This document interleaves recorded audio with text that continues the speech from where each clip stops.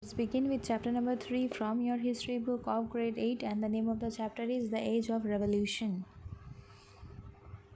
Revolutions in America and France. So in the 18th century we are going to find that there were series of revolutions which were going on, and these revolutions were not completed or did not rise or develop within a single day.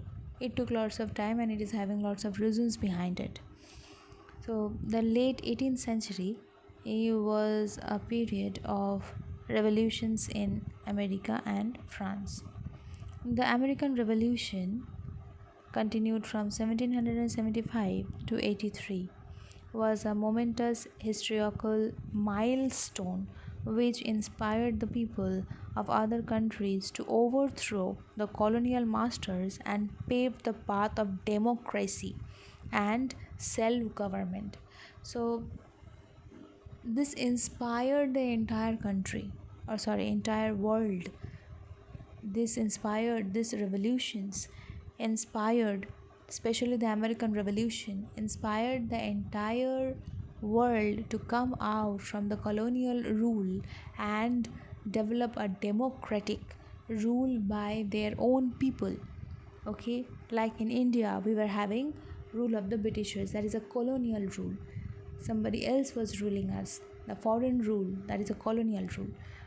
So, this encouraged many countries to overthrow this colonial rule and establish their own democracy, own democratic government, which means rule by themselves, set up their own government.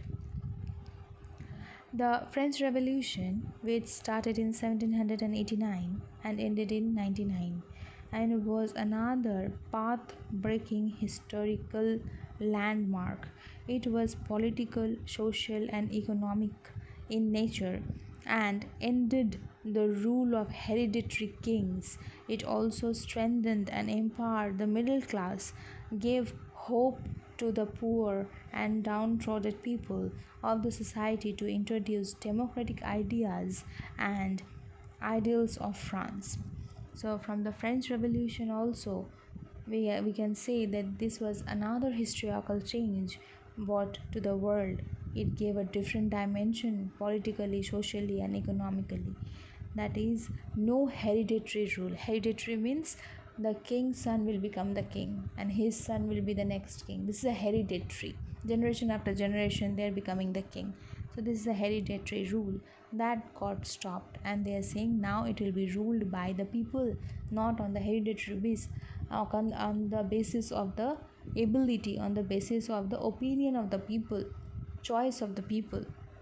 Okay, the American War. Let's start from here. The American War of Independence.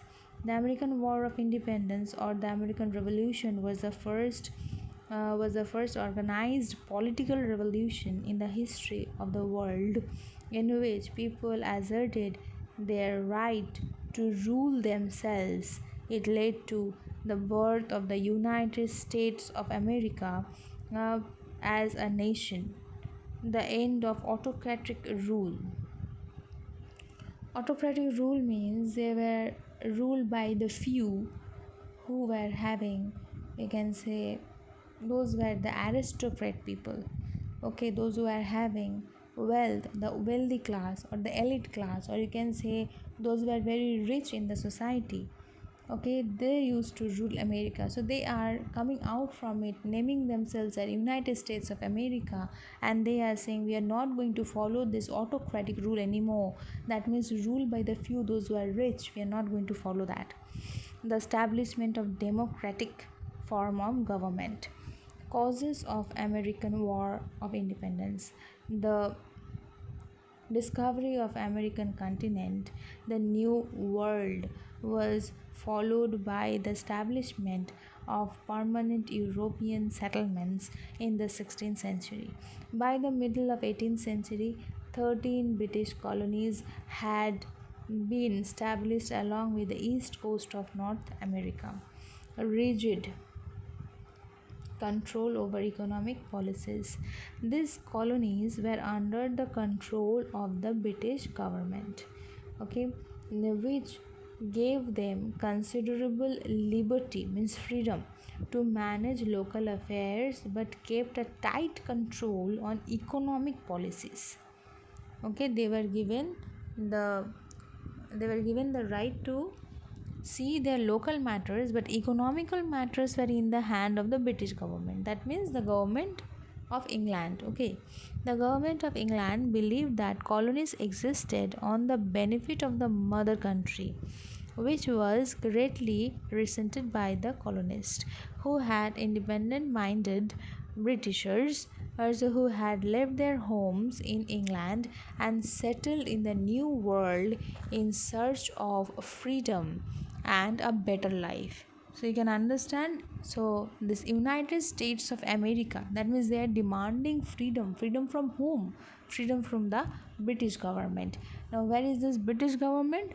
This is the government of England they are talking about here. By the mid of 18th century, these 13 colonies had developed into prosperous agricultural settlements, mainly in the south, with small but flourishing industries in the north and a thriving overseas trade. So you can understand this 13 states jointly they were doing miracles now in the 18th century, mid of 18th century. They developed their agricultural field, they started developing their industry, they started developing their trade, that means business with the people or with the country, we can say overseas, that means with the foreign countries they were developing it. So these 13 countries initially together trying to form this United States. This is how United States is getting formed now. Just as exploitative administration, each colony had its own assembly. Okay, assembly means it was having its own group of people who were ruling those state. Each colony had its own assembly elected by the people of the colony, but the governor of the colony was appointed by the British government. Okay, the governor was not answerable to the assembly. He governed the colony in the interest of the British, of the Great Britain, the mother country. Okay, and not the colonist. This caused great resentment among the American settlers, also who worked very hard but could not enjoy the fruits of their labor. So the Americans were working hard as these 13 you can say states came out, and they were trying to establish themselves, they were flourishing, they were developing, and they were earning money, but all these economical controls were under the British government. Okay, the Americans were working hard, but the fruit was taken away by the British government. So here the common people, that means the Americans, were getting agitated over the British government. Heavy taxation and restrictions of business and commerce. The British government collected heavy taxes from them and imposed many restrictions. Restrictions means they were given many rules which they had to follow. Restrictions on their business and commerce. The restrictions greatly hampered, means affected, the economical development of these colonies. Social and cultural differences. Socially and culturally, the American colonists were different from the Britishers. The colonists were simple and liberal means they were free minded. Okay, they were not having so much of class, and they were not much class system, all this were not there. They were very free minded, and they were somewhat enjoying their life equally, unlike the British prudence, who were rigid and conservative. So you can understand that the Britishers and the Americans were culturally totally different from each other. Over the years of colonists had developed a distinct identity of their own, an American identity that aspired for freedom of growth and development and as a separate independent nation. Okay, now they are thinking of having a separate nation. They don't want to remain under the rule of the British colony. Now, no representation in the British Parliament. As the mother country, Britain expected obedience. Okay, as it is getting ruled by the Britishers, so the Britishers will expect that the Americans have to respect the mother country, that is, have to respect the British government. Matters came to a head when the colonists demanded the right to have a say in the matter affecting them. The colonists argue that the British Parliament had no right to tax the colonists since they had no representatives in the Parliament. No taxation without representation, and it became the clarion call of, or you can say, a very clear message to the colonists. That means now the Americans were saying, we are paying the tax, we will not be paying the tax without any kind of representation. Okay, they wanted representation, that is, they wanted a person to come to the British Parliament and put forward if they need anything. What was their demand? They wanted the representative to sit in the Parliament now. Influence of the European philosophies. The American revolutionaries were greatly influenced by the ideas of European philosophers like Locke, Voltaire, and Rousseau, who inspired them to fight for liberty, that means freedom, demand for total freedom. First, they demanded for a little bit of freedom, like they wanted to flourish in their agriculture, trade and business. All these things came. Then they wanted a representation, they wanted a representative to come up to the British Parliament. Now they're demanding for total freedom. We don't want to be under this government anymore. This is what they were demanding for now.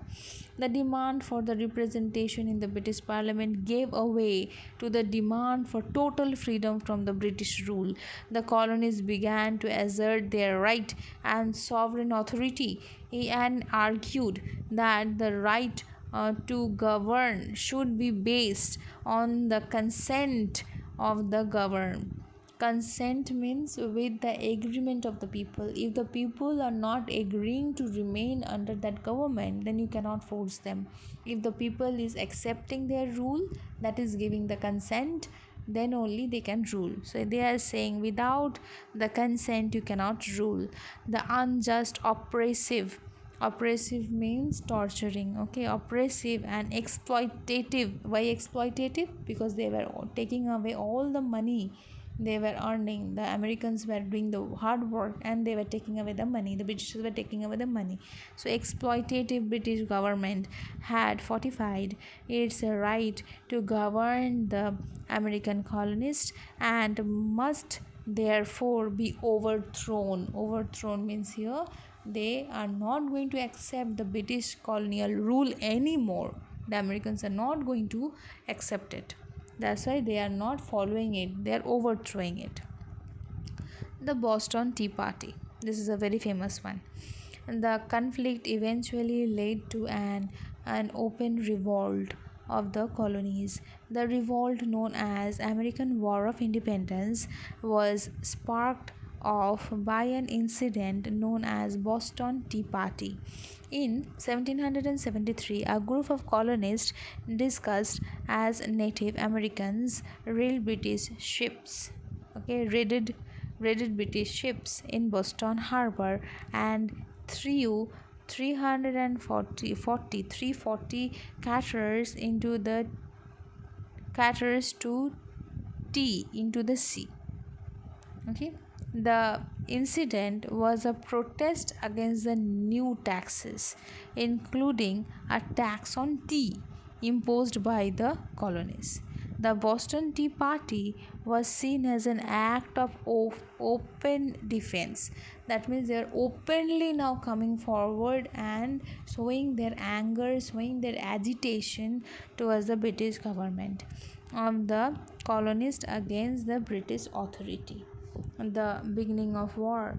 The representatives of the colonies met in the Philadelphia in 1774. Philadelphia in 1774 and appealed to their British ruler King George III to withdraw all the unjust and oppressive acts.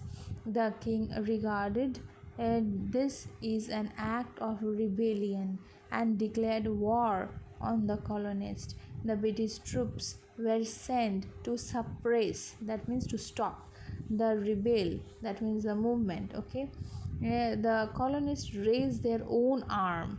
Fighting broke in the Lexington and Concord in April 1775. The colonists chose George Washington, a commander-in-chief of their troops. In 1776, the representatives met again in Philadelphia to sign the Declaration of Independence, which clearly stated that the American colonists had the right to free themselves from the oppression and exploitation of the British government and form their own government. The Declaration of Independence contained revolutionary ideas and proclaimed that all men are born equal and are endowed with certain fundamental rights, such as the rights to life and liberty and pursuit of happiness.